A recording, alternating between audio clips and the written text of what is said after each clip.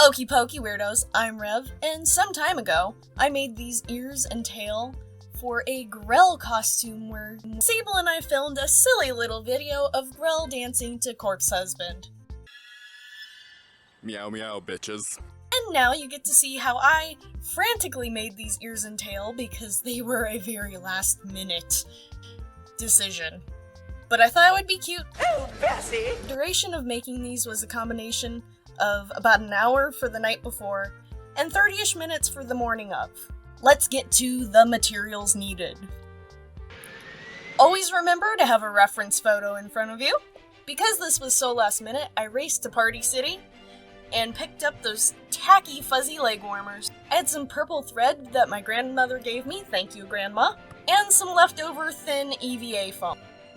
You might want a ruler or measuring tape if you're not used to eyeballing these, or if you're not comfortable doing so, and various forms of wire. I prefer to have one kind that's thin and another kind that's slightly thicker than the other. On to the crafting. Trace the shape you want for the ear onto the EVA foam. Cut that out as 2 pieces and make sure that they're even if you want symmetrical ears, and quadruple check that they fold the direction you want them to, because you're a perfectionist. For the fur, flip those leg warmers inside out, test the fit, and then realize that you probably want to seam rip those suckers before you go any further. Now you can trace out the shape of those ears onto the fur with the fur laying flat. Make sure that the fur is facing the direction that you want it to on the ears. Fur always goes away from the creature's face, which means the fur will be going upwards, and I almost traced them upside down. Be sure to get that second shot of a different angle of you tracing the same exact shape, because YouTube!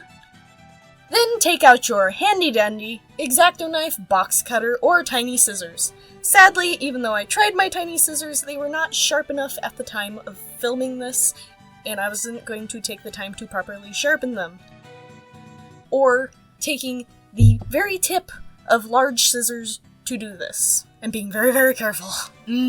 Rip through those fibers without cutting the fur. Only the backing.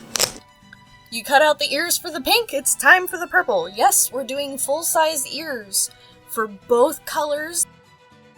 Before continuing with the fur, let's get to some wire. I want the ears to be posable, so I took the thicker wire and crisscrossed it around the ears to make them bendy but also hold their shape. After hot gluing down the main pin points of every corner, I then took super glue. This is something where you want it to be able to set overnight. That's why I started the night before. Otherwise, hot glue will work. I was simply worried about filming during the summer and the hot glue slowly releasing and things coming apart. I wasn't being as much of a perfectionist about this part. And I guess now we're on to the tail. We haven't finished the ears. What order did I film this in? Okay, moving on. We're doing the tail. I cut out chunks of the fabric at 2-inch width strips, and I believe they're about 5 inches wide based upon the size of my hand. After layering, I can't say layering. After layering them in the pattern of pink and purple, I then took a hot glue gun, made a better choice, grabbed my thread, and now time for some B-roll with that sewing machine. I wasn't worried about the stitches holding together super well, so a wide stitch merely to get it done as quickly as possible. Let's sew! Or knock over the camera, that's alright, we're good. Get a different angle, honey. There you go. Now that it's all stitched, I can finally connect all the sides and round the tail off at the bottom.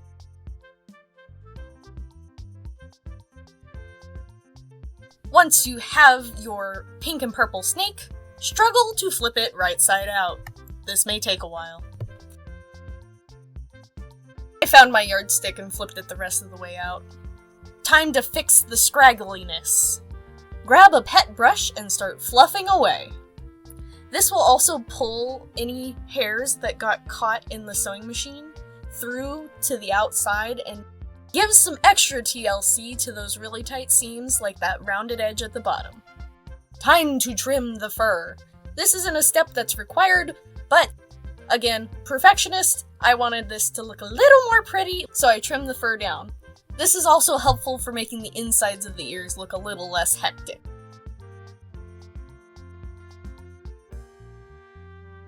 Looks like the super glue is dry, so we're going to start attaching the fur. Carefully hot gluing it down from the tip and rolling the fur all the way down the EVA foam. Very carefully. I used the highest temperature possible on my hot glue gun, but that's not always suggested when gluing fur, unless you want it to really fuse to the EVA foam, and that's what I was going for with this project. Because I did not want the fur falling off in the summer heat. Don't forget to trim your edges! Here's where the thinner wire comes in. I use it as a base to connect the ears to the headband I will be using.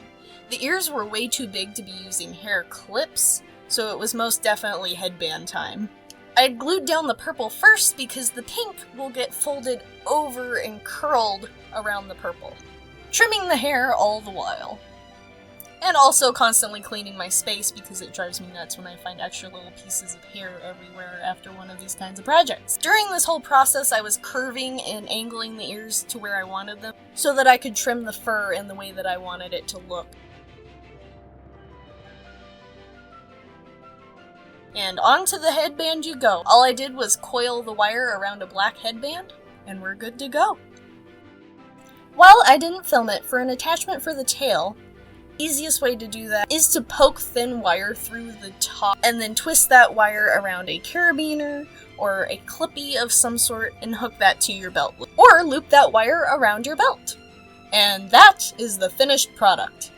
I quickly made a set of Cheshire Cat ears and tail for our lovely little Grell, who I've probably cosplayed way too many times, and will continue to do so because he's my good boy. For more cosplay shenaniganery, hit that subscribe button. We love thumbs, comms, and subs around here. Every subscriber is an amazing little weirdo to me, and I love you all. Thank you so much, and welcome to the madness.